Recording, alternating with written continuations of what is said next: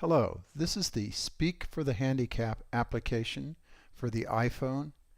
In this tutorial, you will be given the how to use screen-by-screen information for using this application. So let's get started. To start this tutorial, I'd like to give you an overview of the reason why this application was designed. In this country, there are about 3 million people in the United States alone, not counting outside the US, that have difficulty speaking or communicating with people because they cannot vocalize the information that they're trying to tell people. And what this particular application does is it gives you the opportunity to learn how to manage and get information or to impart information to people when you cannot speak it. This application was designed to help the handicapped or the vocally handicapped. So let's look at what we got here. To start with, the application has a table. Now, when you receive the application, it's not going to have all of these different things that I've included in here, but what you're going to have is a bunch of empty records.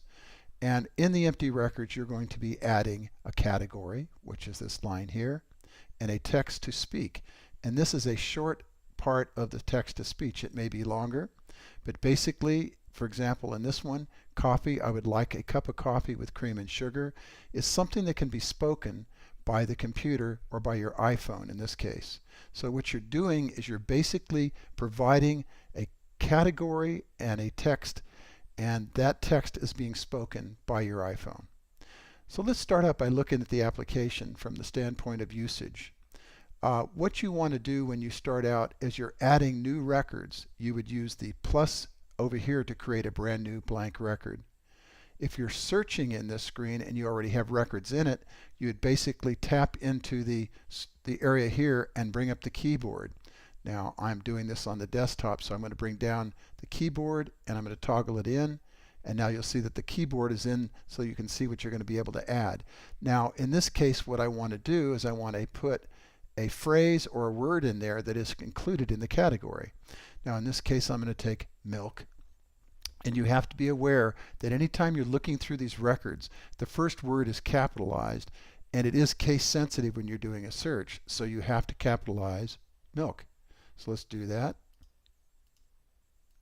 And you'll see when I put it in, if I had milk in there twice but a different word in the next part of it, if I continued, it would also reduce the number of items that are being viewed by whatever the next word or syllable is that I'm adding, so it reduced the amount of things in there.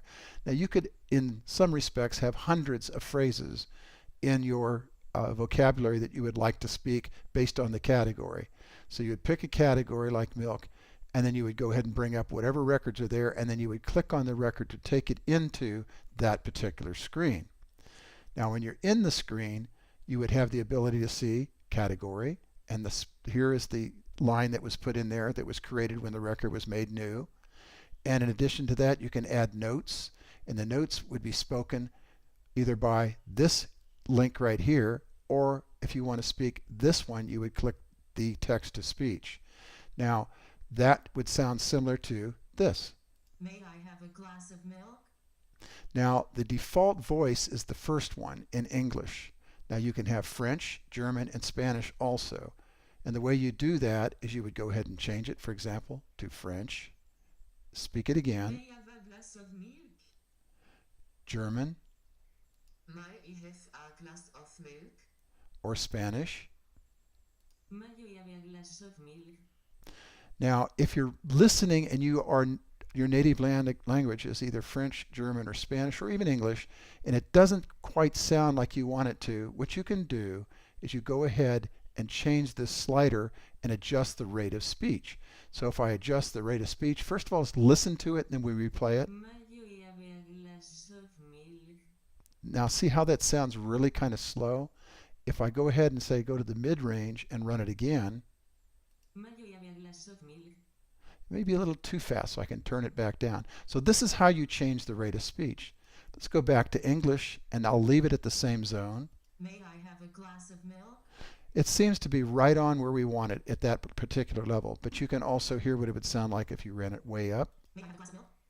So obviously there is a speed which you can go up depending upon the language that you select that would allow you to speed it up or slow it down to suit your way of listening to it. Now, down at the bottom, you'll see where it says App Support.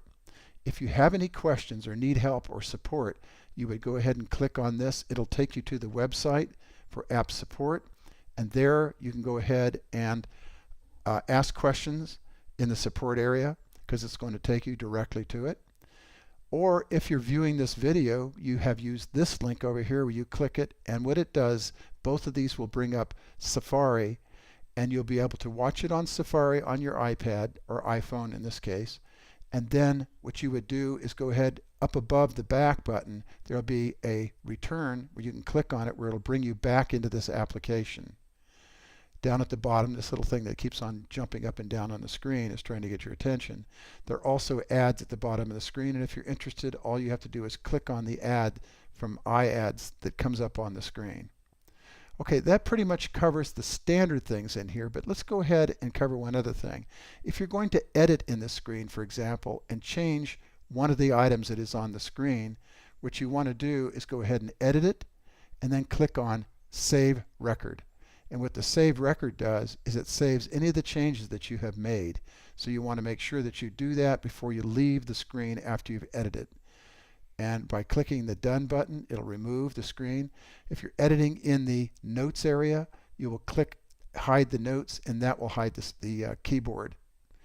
The next thing you want to do is if you're done in this area, we're going to go ahead and create a new record, and then we're going to play and show how it works, in addition how you stop it and pause it.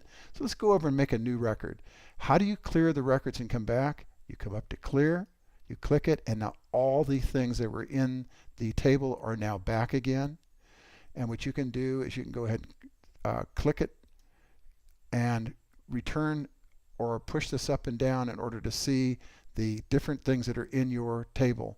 Now, what I want to do is go ahead and create a new record so you can see a blank record. Let's do that next. We're going to move from this screen over to the Add Record screen. And on the Add Record screen, we're going to create a new tutorial. And in this case, I'm going to type in Dr. Pepper.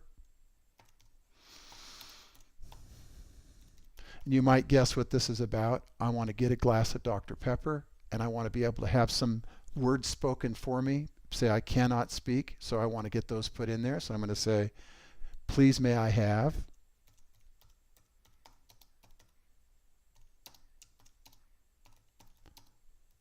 a Dr. Pepper. Okay, now that I've got it in there, and I can always test it. Please may I have a Dr. Pepper. Then I can go back down here under Notes, and I can add additional information that I want to do in there. I can also just click on it and say Select All, and go ahead and backspace it out. And now I can go ahead and type in, I would like an 8-ounce glass.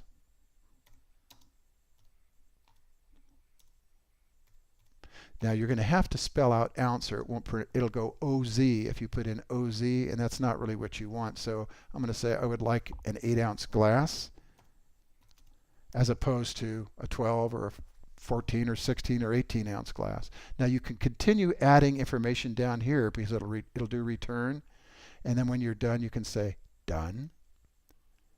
And now you can go back up here, or if you're in this area still, you can clear the keyboard by clicking here. Now on this screen you'll see when I go to play now, I've got the word pause in here. So if I go ahead and I click on speak, Please may I have a I can stop it, or I can replay it, Dr. Pepper. or I can just stop it, period. So for example, let's click on the next phrase. I can stop it completely and then replay it over here, for example, if I want to on pause. And again, you can go ahead and adjust your rate of speed any way you need to.